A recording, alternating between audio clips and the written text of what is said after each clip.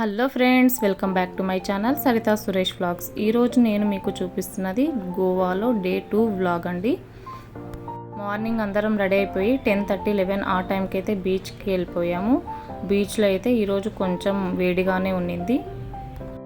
ఇక్కడ బీచ్లో అందరూ కూడా ఇలా హెయిర్ స్టైలింగ్ చేయించుకుంటుంటే నేను కూడా చేయించుకున్నానండి.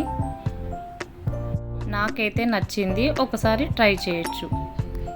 ఇక్కడ బ్రేక్ఫాస్ట్కి అందరూ అయితే ఫిష్ తీసుకున్నారండి, నేను తప్ప. అందరూ బ్రేక్ఫాస్ట్ చేసేసిన తర్వాత ఇలా బీచ్ దగ్గరికి అయితే వెళ్ళిపోయాము. వాటర్ దగ్గరికి వెళ్ళిపోయి అందరూ కూడా ఎంజాయ్ చేశారండి. వాటర్ అలలు ఎంత పెద్దగా వస్తున్నా మా అబ్బాయి మా వారైతే అస్సలు భయపడకుండా ఫుల్గా ఎంజాయ్ చేశారండి.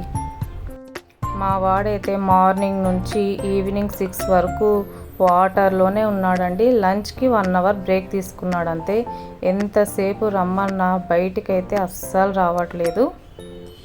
మేము ఇక్కడ టీటో బీచ్కి అయితే వచ్చామండి. ఇక్కడ టీటో బీచ్లో మనకు రైడ్స్ అన్నీ కూడా ఉన్నాయి. మా అబ్బాయి అయితే జెట్స్కి అయితే డ్రైవ్ చేశాడండి. వాడేమో గైడ్ కూడా నాకు వద్దు, నేను ఒక్కడనే వెళ్తా అని చాలా మారం చేశాడండి. అలా కాదు, అలా అయితే మేము అలో చేయమని వాళ్ళు చెప్పిన తర్వాత ఓకే అని కాంప్రమైజ్ అయ్యి ఇంకా గైడ్తో పాటే వెళ్ళాడండి. అంత వాటర్ పిచ్ ఉంది మా వాడికైతే. మీ పిల్లలు కూడా వాటర్ని చూస్తే ఇలానే మారం చేస్తారా? ఇక్కడ మా వారు కూడా జెట్ రైడ్కి అయితే రెడీ అయిపోయారండి. వాటర్లో బాగా ఆడిన తర్వాత మసాజ్ అయితే చేయించుకున్నారు. బాడీ మసాజ్ అంతా కూడా చేయించుకున్నాక బాగా రిలాక్సింగ్గా అయితే అనిపించిందంట. మసాజ్ని అయితే మా వారు ఎంజాయ్ చేశారు. Now it's time for lunch అండి. ఇక్కడ మీరు చూస్తున్నది క్రాబ్. వాళ్ళు బతుకున్న క్రాబ్నే తెచ్చి మాకు ఇలా చూపించారు.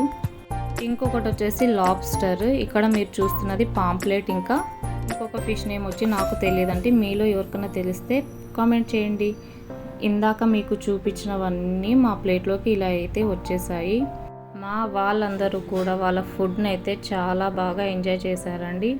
వాళ్ళకు నచ్చిన ఐటమ్స్ అన్నీ అప్పటికప్పుడు లైవ్గా చేయించుకొని టేస్ట్ని అయితే ఎంజాయ్ చేశారండి. ఇక్కడ వాటితో పాటు ఒక చికెన్ బిర్యానీ, ఒక ప్రాన్స్ బిర్యానీ అయితే తెప్పించుకున్నారండి. నేను నా కోసం మష్రూమ్ తెప్పించుకున్నాను.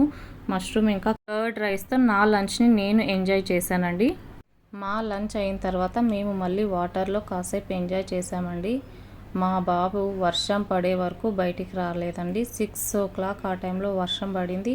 అప్పుడు బయటకు వచ్చాడు వాటర్లో నుంచి. ఇంకా బీచ్ దగ్గర నుంచి బయలుదేరిపోయి షాపింగ్కి వచ్చామండి. షాపింగ్ అంతా కూడా కలంగట్ బీచ్లోనే బాగుంది. వేరే చోట్ల అంతగా నాకు షాప్స్ ఎక్కువ కనిపించలేదు. స్ట్రీట్ షాపింగ్ అంతా కూడా మనకు కలంగట్ బీచ్లోనే బాగుంది. మిగతా బీచ్ల్లో నాకు పెద్దగా స్ట్రీట్ షాపింగ్ ఏమీ కనిపించలేదండి. స్ట్రీట్ షాపింగ్ అంటే అంతా ఇక్కడ కలంగట్ బీచ్లోనే ఉంది.